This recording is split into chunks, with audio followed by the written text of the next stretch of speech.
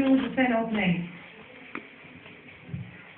So what you're asking is, when I first started out as an extremely shy writer, writing my novel about werewolves and kissing, did I expect that 2 years later I would be in Bulgaria being asked by my publishers to play a white grand piano in front of readers in Plovdiv?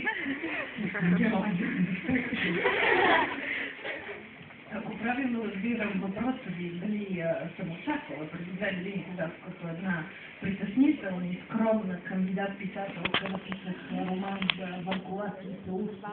Дали 2 години по-късно моите български издатели ще ме поканят в България и ще ме накарат да стира на бял роял през цяла тълпа почитатели в Пловдив? Не, въобще не съм си го представила това нещо. When I wrote my first book, I sold it and I was able with the proceeds to buy a mattress. With Shiver, what I really was hoping for was to be able to buy more than a mattress, and so no, I was completely surprised, and at first it was very intimidating. С хонорара от първата си книга успях да си купя един душе. Така че това отговаря на въпроса, колко печелиш бизнесът.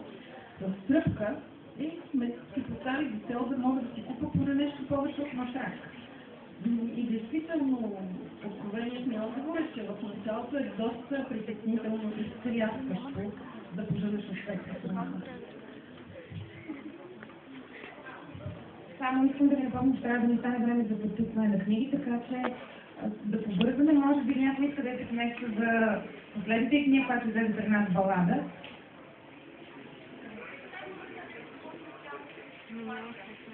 Свързва ли нещо по-специално с Ирландия? За тези, които не знаят, тъй като в много от книгите на Маджи, особено в балада и издание, ирландската келтска книжка е много силна.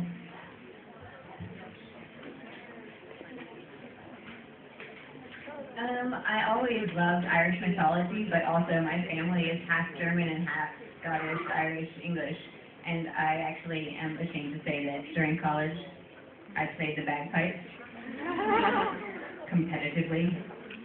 So it's always been something that fascinated me, and my family has always been really into it.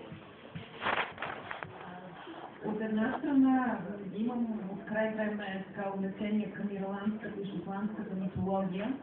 Историите кървави и жестоки от ирландската митология винаги са много привлекли. Семейството ми от една и от другата страна имам ирландски, шотландски и немски корени, така че това отговаря на въпроса да ми налична връзка. И ще ви разкрия една не там приятна тайна. В гимназията свирах на гайда и при това, ако се стремях така да постигна съвършенство, мога да кажа, че бях доста добър. Други въпроси бяха, че... Да, кажете. Да. Защо вълци върхове? Because I thought that badgers were not sexy.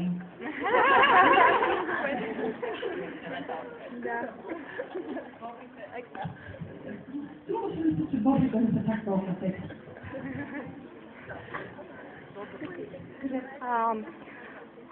Honestly, how would you feel to write a book with Bulgarian mythology?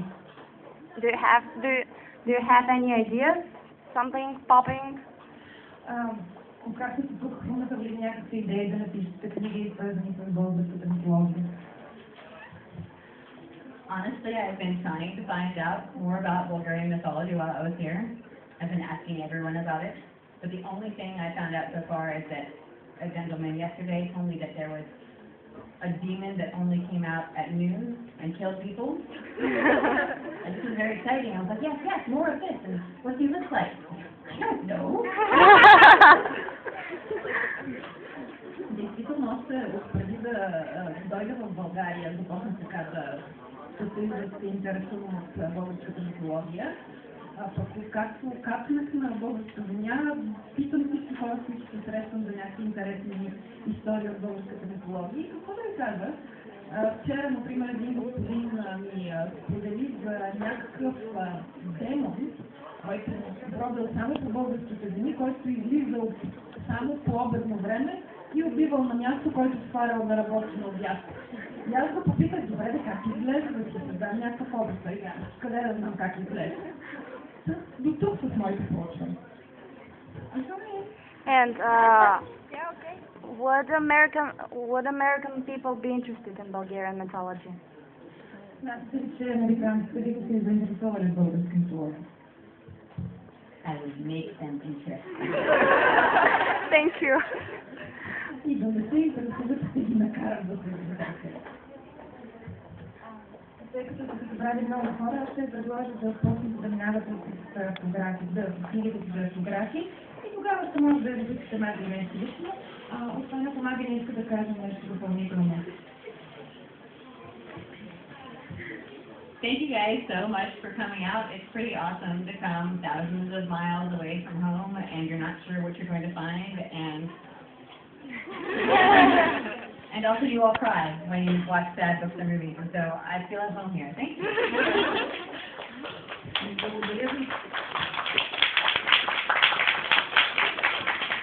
Страшно приятно е да изминеш хиляди километри от родния си край, да се озовеш пред стотици млади хора, които те приветстват толкова топло, толкова сърдечно и на всичкото отгоре плачат, когато четат книги за върколаци и гледат филми за подобни герои. Гледайте!